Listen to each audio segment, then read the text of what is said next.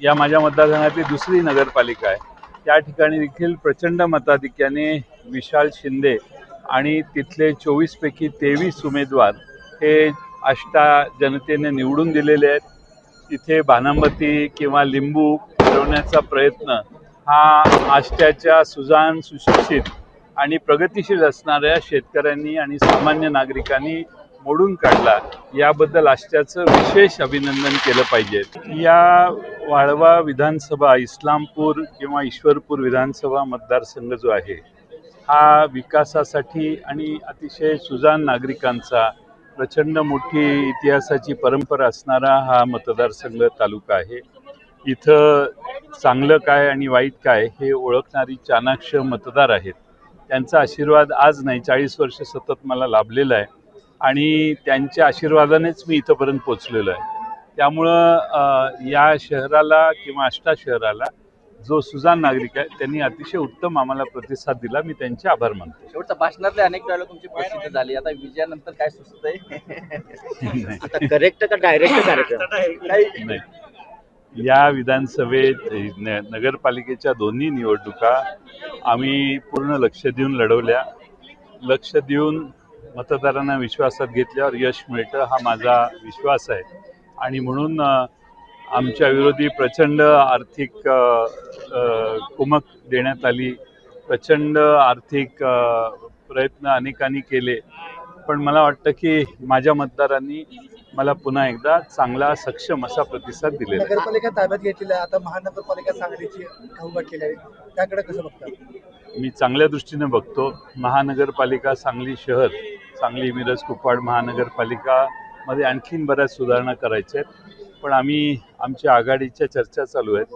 त्या चर्चा झाल्यानंतर मी त्यावर बोलेन. आता इथून पुढे विरोधकांचा करेक्ट कार्यक्रम का डायरेक्ट कार्यक्रम? त्यांनी साथ सोडली, नाही, हा रील पण असं आहे व्हायरल की जी साथ सोडली त्यांचा टप्प्यात कार्यक्रम करू, ही रेल व्हायरल झाली होती. मी काय त्याच्यावर भाष्य करत नाही.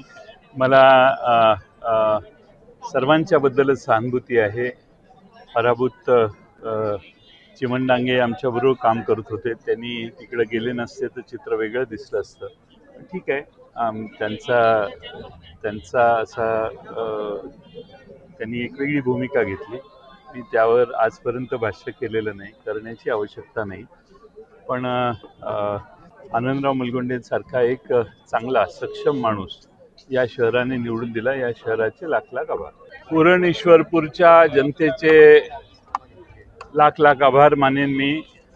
त्यांनी विकासाच्या मुद्द्याला, त्यांनी पुरोगामित्वाला, त्यांनी या उरण ईश्वरपूरच्या जो मागं राहिलेला मागच्या 9 वर्षाचा अधोगतीचा इतिहास आहे त्या सर्वांच्याकडे बघून आनंदराव मुलगुंडेंच्या सारखा एक अजातशत्रू, माझा सहकारी गेले अनेक वर्ष असणारा नेत्याला या शहराचा नगराध्यक्ष म्हणून काम करण्याची त्यांनी संधी दिलेली आहे. या शहराला आम्ही पुन्हा एकदा विकासाच्या रुळावर आणण्याचा पण करूनच ही निवडणूक लढवलेली होती. आणि विकासाला हे शहर किती प्रतिसाद देतं हे आज नाही, गेले 40 वर्ष सतत एक अपघात सोडला तर कायम सतत या शहरात दिसलेला आहे. मी आनंदराव मुलगुंडे आणि आमचे 22 नगरसेवक ते निवडून आलेले आहेत आणि त्याचबरोबर 8 आमचे नगरसेवक पराभूत झालेत. त्या सर्वांना बरोबर घेऊन आम्ही या शहराचा विकास चांगला करू. जे आता नव्याने आमच्या विरोधात निवडून आलेले आहेत त्यांना देखील विश्वासात घेऊन या शहराचा चौफेर विकास करण्याचं काम आम्ही नक्की करू. या शहरातल्या अनेक प्रश्नांची सोडवणूक करण्यासाठी माननीय मुख्यमंत्र्यांनी येऊन या ठिकाणी भाषण करून बरेच घोषणा केलेल्या आहेत. त्या सगळ्या घोषणा मला खात्री आहे मुख्यमंत्री पूर्ण करतीलच असा माझा विश्वास आहे. पण आम्ही सगळे पूर्ण ताकद देऊन महाराष्ट्रातील सर्व बातम्यांचे विश्वासार्ह व्यासपीठ, सकाळच्या सर्व सोशल मीडिया प्लॅटफॉर्मला लाईक, फॉलो आणि सबस्क्राईब करा. तसंच सर्व नोटिफिकेशनसाठी बेल आयकॉन प्रेस करायला विसरू नका.